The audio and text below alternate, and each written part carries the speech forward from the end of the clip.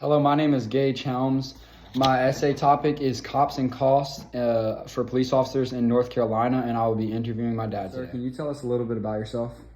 Yeah, my name is Jeff Estes. I'm a 30-year retired Charlotte-Mecklenburg police officer, the last 6 of which was the deputy chief of police. So I would like to ask you, what are some of the downsides of being a cop in North Carolina?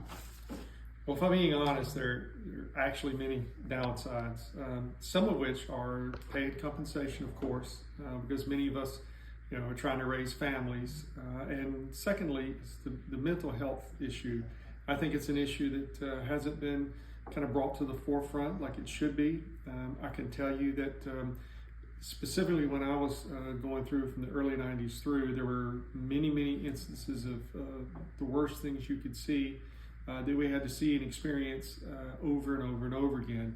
And I can tell you from some peers of mine that the mental health toll takes a pretty big hit on many law enforcement professionals' lives. I'm not sure that most of society recognizes that, and I think just now some research is being done to sort of bring that out, which I'm glad of. And that brings us back to paying compensation, because I think society really needs to understand what they're asking career police officers to go through their all their adult working life and lives. And I think this is an important step that we make towards recognizing that and compensating them likewise. So my next question would be, do you feel like police officers are paid well enough to support a family? Well, perhaps I'm biased, but I think unequivocally across North Carolina, I would say that they aren't.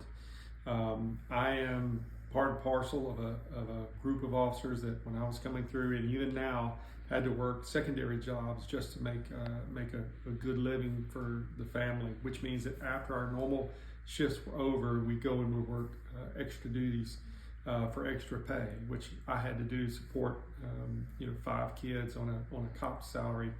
And I would like to say that we were at a state now where officers don't have to work secondary employment in order to survive, but unfortunately that's just not the case today. So my next question would be, what were some of the major challenges you had to face during the defunding the police movement?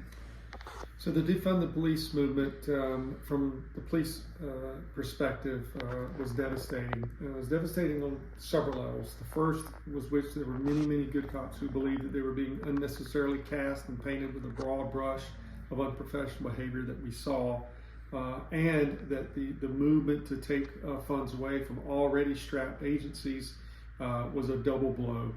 Adding to that, the undercurrent of distrust and all the protests that went around that was very difficult blow to deal with from a morale perspective. Adding to that, you had many officers that left. Recruiting officers and hiring officers became very difficult, which just added to the burden of the good cops out on the street trying to help and save victims on a daily basis. So my final question would be, do you feel that better pay would attract more people to become police officers in North Carolina? Well, I think this is a complicated question. The short answer is yes, but let me explain why. Most people would think, and it's in my experience, that officers do this job not for pay, but for more altruistic reasons.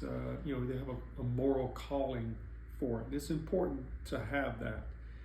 Having said that, there are folks who do have that calling, but because of the physical constraints of police officers' pay, in other words, it comes down to the practicality of raising a family or not, and the pressures that go therein, they choose not to follow the profession. Aside from that, I think better pay always recruits better talent, all things being equal. We're taking that moral component out of the equation right now, but if you were just to put folks out there with the better rates of pay versus not as good a rates of pay, of course, the talent level will rise. This is why you see organizations out there in the private sector, when they want good talent, they're willing to pay for it. I think it's very important that society asks itself, what kind of talent do we want? What are we willing to pay for it? The risks that officers take on a daily basis, you have to make split-second decisions without all of the information present.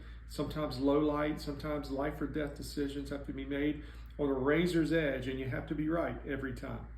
Society these days aren't very understanding of risks that you take, and I think those risks need to be compensated for, because you're taking a lot of personal liability on when society asks you to do all the things that we ask officers to do on a daily basis. Guys, you've heard it here first. As someone who has grown up watching their dad, I've seen many of the challenges that he has had to face through his career. Over time and trying to make ends meet, I think it's imperative that officers in North Carolina should be paid more and definitely respected more on a higher level. Officers take more risks and face more mental health challenges than I think society realizes.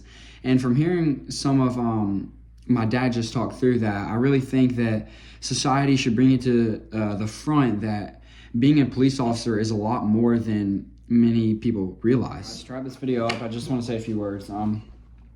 From the split-second life-altering decisions to the very biased criticism from the media, I think we should all now recognize police for serving North Carolina communities, and I think it should be brought to light that being a cop is a lot more than everybody realizes, and that personally I would like respect more respect for officers just from seeing what my dad has gone through.